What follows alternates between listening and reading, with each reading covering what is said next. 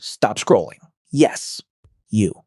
Step away from the refrigerator and lock in for the next 12 minutes. Have you ever stood in your room, looked at an old faded photograph, and wished you had a glowing button that could take you back to fix a terrible mistake?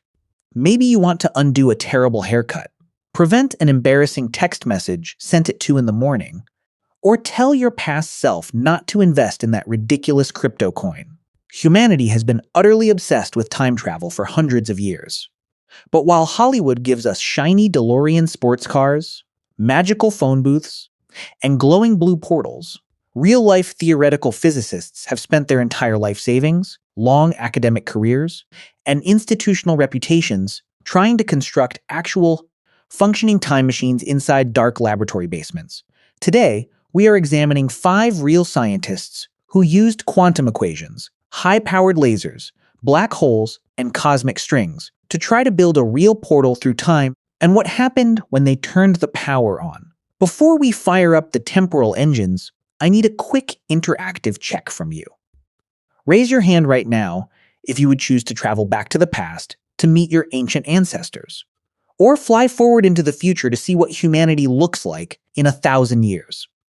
I can't see you through your screen, but I know a lot of you raised your hand. Don't feel ashamed. Human curiosity is hardwired to explore the unknown. First, the mandatory rules of the vessel. Fact 1. Today's data comes straight from quantum researchers who sacrificed their social lives to stare at laser beams and chalkboard equations, none of whom ever got a single thank you message from mankind. Fact 2. If your spatial reasoning suffers an existential error halfway through this video, emergency cognitive paper towels are available, virtually, beneath your chair. Before we launch, smash that subscribe button and hit the notification bell. It signals the local planetary algorithms that you are actively trying to upgrade your intelligence. Stephen Hawking's champagne party. Let's start with the most famous, low-tech time travel experiment in human history, and it required zero machinery, just a silver bucket of ice and a bottle of expensive vintage champagne. On June 28, 2009, the world-famous theoretical physicist Stephen Hawking threw a formal party at the University of Cambridge. He decorated the room with colorful balloons, poured chilled champagne into glasses, and set out delicious appetizers on silver trays. He sat there waiting for hours, but nobody walked through the door. The room stayed completely silent and empty. Why? Because Stephen Hawking didn't send out a single invitation until after the party was already over. After the party ended, he printed formal invitations containing the exact GPS coordinates, date, and time, and posted them where they would survive in archives for hundreds of years. His logic was absolute genius.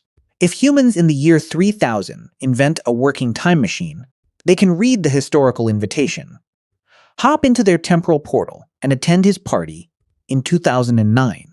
Since nobody showed up to drink his champagne, Hawking concluded that backward time travel is either physically impossible or people from the future are just extremely rude guests who hate free drinks.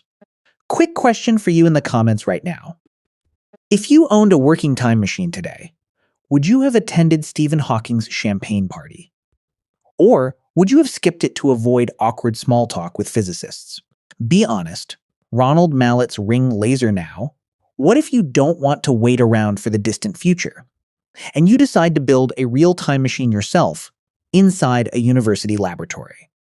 Enter Dr. Ronald Mallett, a theoretical physics professor at the University of Connecticut. When Ronald was just 10 years old, his father passed away suddenly from a heart attack. Completely heartbroken, young Ronald read H.G. Wells' famous novel The Time Machine and dedicated his entire life to finding a physical way to travel back to the 1950s and save his father's life. Most people write sad poetry when they grieve. Dr. Mallett wrote complex quantum field equations. Using Albert Einstein's general theory of relativity, Mallett realized that light carries energy, and energy creates gravity. If gravity can warp space and time, then a super powerful, circulating beam of light should be able to physically twist space-time too. He designed a desktop laboratory device that uses a circular arrangement of precision mirrors called a ring laser. to circulate a high-intensity laser beam continuously in a loop. According to his calculations, if you pump enough light energy into that ring, it twists space like a spoon stirring a cup of hot coffee. Twist space hard enough, and time bends into a closed loop. There is just one massive catch. Mallett's laser machine can only send information back to the exact moment the machine was first powered on. So if you turn it on today, you can't visit ancient Rome, but you can receive text messages sent from your great-grandchildren in the year 2100. Imagine picking up your phone right now and receiving a notification text from a family member who hasn't even been born yet. How's your existential comfort level holding up? Frank Tipler's spinning cylinder. If lasers sound a bit too delicate for your tastes, how about we build a time machine using a giant, ultra-dense metallic beam spinning at near light speed? In 1974, physicist Frank Tipler took a set of Einstein's gravity equations and calculated something absolutely terrifying.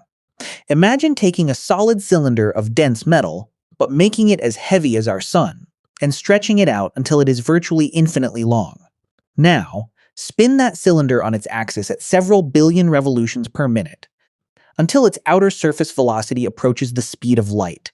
This theoretical nightmare structure is called a Tipler cylinder, because the cylinder is so insanely heavy and spinning so fast, it doesn't just sit there in space. It grabs the surrounding fabric of spacetime and drags it around in circles like a blender blade dragging thick soup.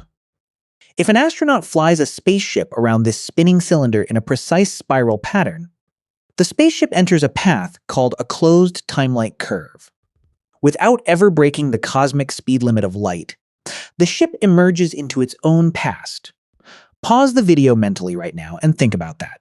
You aren't breaking the speed of light. You are just riding a cosmic merry-go-round so fast that space itself carries you backward through yesterday. The only tiny problem? Building a Tipler cylinder requires infinitely long metal beams and the entire energy output of a dying star. So, don't expect to order one off the internet anytime soon. Kip Thorne's stabilized wormhole. So, what if we skip the giant spinning cylinders entirely and use a shortcut through the fabric of space itself? In the late 1980s, legendary Nobel Prize-winning physicist Kip Thorne was approached by astronomer Carl Sagan. Sagan was writing his famous sci-fi novel Contact and asked Thorne, "How can my characters travel across the universe instantaneously without breaking the laws of physics?" Thorne dug deep into Einstein's field equations and realized that Einstein-Rosen bridges, commonly known as wormholes, could connect two distant points in space and two completely different points in time. Imagine folding a flat piece of paper in half, poking a pencil straight through both sides, and stepping through the hole. You instantly cross light years of distance. Now, take one mouth of that wormhole, park it next to a supermassive black hole, where gravitational time dilation makes time move agonizingly slow, and leave the other mouth right here on Earth. Because time runs at wildly different speeds on both ends, the wormhole becomes a physical bridge between yesterday and tomorrow. Here is the nightmare part. Naturally occurring wormholes are violently unstable. The split second a single photon of light enters the entrance, gravity causes the tunnel to instantly collapse and pinch shut, crushing anything inside into a subatomic speck. To keep the portal open, Kip Thorne calculated that you need a hypothetical substance with negative mass called exotic matter. It exerts anti-gravity, physically holding the walls of the tunnel open. Type in the comments right now. Would you be brave enough to step into a glowing wormhole portal if scientists promised you it was held open by exotic matter? Or would you let someone else try it first? I won't judge you, but physics will. Richard Gott's cosmic strings, our final real-life time machine concept, comes from Princeton astrophysicist J. Richard Gott, and it uses ancient structural defects left over from the birth of the universe itself. Right after the Big Bang, as the superhot cosmos cooled down rapidly, tiny cracks and defects formed in the fabric of space. These cosmic defects formed infinitely long, ultra-thin threads of pure concentrated energy called cosmic strings. A single cosmic string is thinner than an atom, but a single mile of it weighs more than our entire planet Earth. In 1991, Richard Gott published a groundbreaking paper proving that if two cosmic strings pass each other in deep space at near light speed, their massive gravitational pull warps spacetime around them so violently that they create a region where time loops back on itself. If you fly a rocket ship in a precise figure-8 loop around these two passing strings, you can arrive back at your space station pad hours before you even launched. You wouldn't even need a sci-fi time machine ship. You would just be using the natural gravitational cracks of the universe as a highway back to yesterday. The realization and log close. When you look back at all these incredible scientific attempts to conquer time, it's easy to treat this like a list of cool sci-fi movie props or crazy physics experiments. We align precision ring lasers, calculate spinning stellar cylinders, write stabilization equations for wormholes, and hunt for ancient cosmic strings floating in deep space. But every single attempt to build a time machine reveals the exact same humbling truth. The human mind craves time travel because we are terrified of the permanent nature of our choices.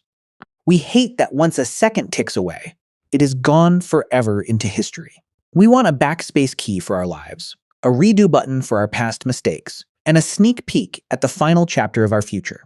Whether Stephen Hawking was right and the universe actively protects time from being broken, or Dr. Mallett finally gets his ring laser to send a signal into yesterday, the present moment is the only piece of time humanity actually owns.